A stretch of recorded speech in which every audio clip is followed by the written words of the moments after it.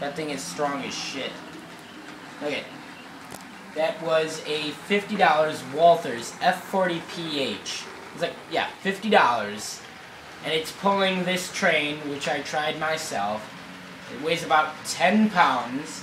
That's the only locomotive on there. I don't know, what is it, 46 cars? Alright. And it pulls more than this $200 Intermountain DCC installed ES44 AC.